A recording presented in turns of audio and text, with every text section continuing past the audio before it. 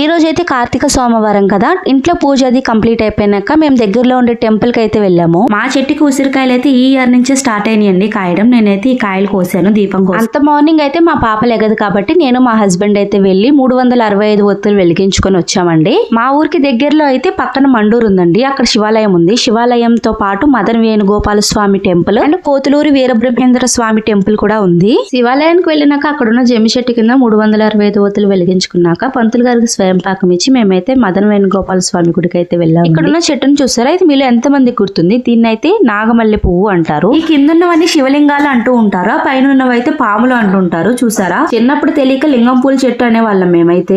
దీని వాసన అయితే సూపర్ గా ఉంటది, పాములు కూడా బాగా వస్తాయి.